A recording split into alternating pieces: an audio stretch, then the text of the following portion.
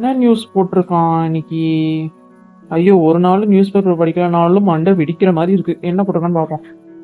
Petrol விலை உயர்வா? இந்த petrol விலை என்னைக்கு தான் குறைய போதோ தெரியல. நாளுக்கு நாள் ஏறிச்சுன்னா எல்லாரும் நடந்து தான் போகணும் போல. அடுத்து, வேலை இல்லாமல் திண்டாடும் கல்லூரி மாணவர்கள் பாவம் கஷ்டப்பட்டு படிக்கிறாங்க, வேலை கிடைக்காம இருக்காங்க. சே, நியூஸ் பேப்பர் திறந்தாலே ஏதாவது ஒரு நல்ல நியூஸ் இருக்கா? அது ஏறுது இது ஏறுது, இல்லைன்னா அது கிடைக்க மாட்டேங்குது இது கிடைக்க மாட்டேங்குது, ஒரே கொரிசா தான் இருக்கு நியூஸ் பேப்பர்.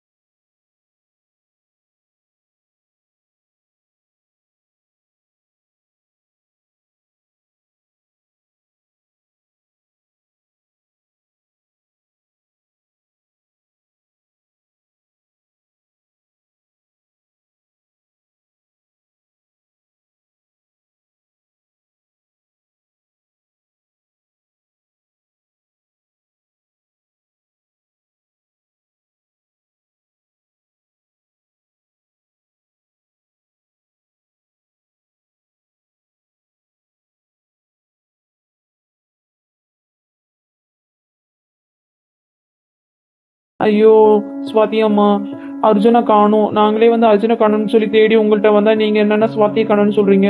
பசங்க எல்லாரும் எங்க போனாங்க? ஐயோ, என் பையன் விளையாடிட்டு வரேன்னு சொல்லிட்டு போனான், இப்ப ஆளே காணோம்.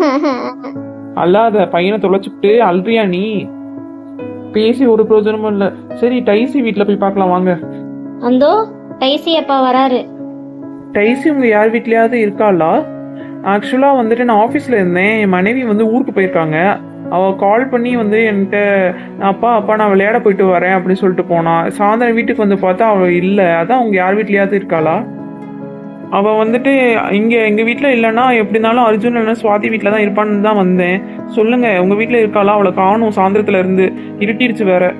ஐயோ அண்ணா, நாங்களே எங்க பசங்க உங்க வீட்ல தான் இருக்காங்கன்னு நினைச்சிட்டு இருக்கோம். பசங்களை காணுமா அப்பனா? ஐயோ, என் பையன் பசி தங்க மாட்டானே, எங்க போனான்னு தெரியல, இருட்டிருச்சு வேற.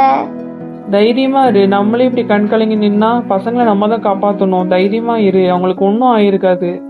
நம்ம கும்பிடுற சமயம் அவங்களுக்கு எந்த கெடுதலும் நடக்கிறதுக்கு விடாது. அதனால தைரியமா இரு. பசங்க பத்திரமா தான் இருப்பாங்க. ஐயோ, எனக்கு தெரிஞ்சு அவங்க அந்த மந்திரக்காட்டுக்கு தான் போயிருப்பாங்கன்னு நினைக்கிறேன். ஐயோ, வழியில எவ்வளவு ஆபத்து இருக்குமோ தெரியல, என்ன ஆனாங்கன்னு தெரியல வேற. ஐயோ,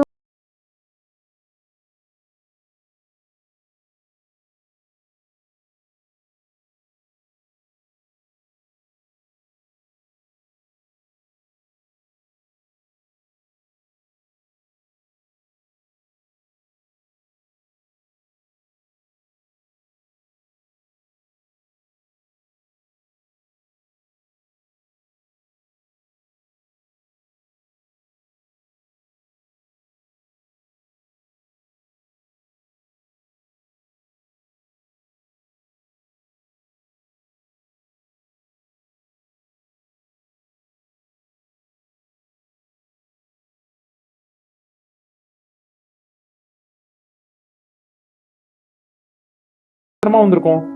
அண்ணா பொறுமையா இருங்க, இல்லைன்னா வந்து நம்ம கத்துறோம்னு சொல்லிட்டு கம்ப்ளைண்ட் ஏதாவது எடுக்காம போயிட போறாங்க. பொறுமையா இருங்க. ஐயோ, இந்த ஆபீசர்லாம் எங்க போனாங்க? ஏன்னா, ஐயோ எனக்கு பயமா இருக்குண்ணா. நம்ம அர்ஜுன் எனக்கு வேணும், கிடைப்பானா? ஐயோ தொலைஞ்சிட்டான் வேற. ஆஃபீஸர் யாரையும் காணும்.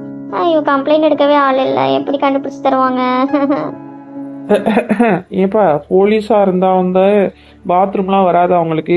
5 நிமிஷம் இப்படி அங்கிட்டு போயிட்டு வர்றதுக்குள்ள இப்படி பேசுறீங்க? யாரும்மா நீ? நடு போலீஸ் ஸ்டேஷன்ல வந்து ஏனா ஓனான்ட்டு வந்துட்டு ஒப்பாரி வச்சுக்கிட்டு இருக்க? என்னம்மா உனக்கு பிரச்சனை? ஏன் அழுதுட்டு இருக்க? முதல்ல கண்ணத்தோட. அதாவது சார், என் பையனை காணும், அவனை கண்டுபிடிச்சு கொடுங்க, அதுக்கு தான் வந்திருக்கேன். இப்படி மொட்டையா சொன்னா நான் எப்படிமா கண்டுபிடிப்பேன்? என் பையனுக்கு என்ன வயசு, என்ன பண்றான், என்ன ஆச்சு, கடைசியா வந்துட்டு எப்ப பாத்தீங்க, முழு விவரமா சொல்லுமா. அதுக்கு முன்னாடி இது கண்ணத்தோடமா, அழாதமா, முதல்ல கண்டுபிடிச்சு கொடுக்குறமாண்ணா. ஏன்னா இந்தாருமா, நான் தான் சொல்றேன்ல கண்டுபிடிச்சு தரேன். கண்ணத்தோடமா. சரிங்க சார். இப்போ சொல்லு என்னன்னு.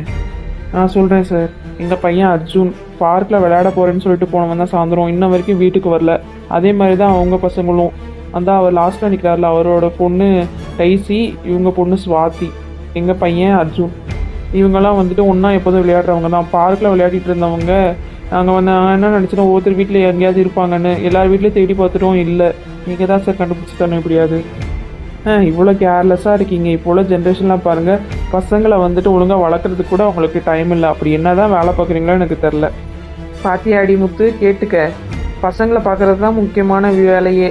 அதை விட்டுட்டு கிச்சன் அலைஞ்சல்ல. இப்போ பாரு, இந்த இவர் என்ன சொல்கிறாருன்னு கேட்டுக்க. சுவாதி உங்களுக்கும் தானே பொண்ணு, என்னமோ எனக்கு மட்டும் தான் பொண்ணுங்கிற மாதிரி பேசுகிறீங்க. உங்களுக்கு சம்மந்தம் இல்லாத மாதிரி. நம்ம பொண்ணு, நம்ம பார்த்துக்கலாம் ஒழுங்க. அப்படி சொல்லுங்கள். எதுக்கு எடுத்தாலும் வந்துட்டு என்னையே காரணம் காட்டாமல். இந்தாருமா, உங்கள் குடும்ப சண்டையெல்லாம் உங்கள் வீட்டில் வச்சுக்கோங்க. இங்கே வந்து கம்ப்ளைண்ட் கொடுத்தாமா போனோமான்னு இருக்கணும். அதை விட்டுட்டு இங்கெல்லாம் சண்டை போடக்கூடாது சொல்லிட்டேன். அவரை தூக்கி உள்ளே வச்சிருவேன். Sorry sir. பேசிக்கிட்டே தான் இருக்கீங்க, கம்ப்ளைண்ட் வாங்க மாட்டீங்க. டக்கு புக்குன்னு வந்துட்டு ஆக்ஷனை ஸ்டார்ட் பண்ணுங்க.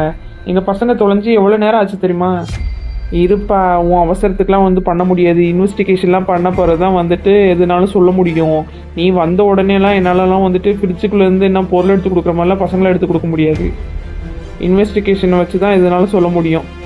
இவ்வளோ அக்கறை வந்து பேசுகிறது, ஒழுங்காக பசங்களை பார்த்துருந்துருக்கணும். அங்கே விட்டுட்டு என்கிட்ட வந்து கத்தி என்ன பிரயோஜனம்? சார், இவர் சார்பாக நான் வேணா மன்னிப்பு கேட்டுக்கிறேன். எங்கள் பசங்களை எப்படியாவது வந்து கண்டுபிடிச்சி கொடுத்துருங்க. வந்து ஃபஸ்ட்டு எல்லோரும் கம்ப்ளைண்ட்டு எழுதி கொடுங்க. சரி, வந்து எழுதி கொடுக்குறோம். ஓகே சார், ஓகே சார், எழுதி கொடுத்துட்றோம். என் பையனை முதல்ல கண்டுபிடிச்சி கொடுத்துருங்க. இப்படி சொல்லாதடி, சண்டைக்கு வந்துட போகிறாங்க. எல்லா பசங்களும் தான் முக்கியம். எனக்கு என் பையன் தான் முக்கியம். தமிழில் தானே சொன்னேன், திருப்பி அடுத்த சண்டே ஆரம்பிக்கிறீங்களா? ஒழுங்கு முறையாதே வந்து எல்லோரும் கம்ப்ளைண்ட் எழுதி கொடுங்க. நான் இன்வெஸ்டிகேஷன் ஸ்டார்ட் பண்ணணும். ஓகே சார், இந்த வந்து எழுதி கொடுத்தோம்.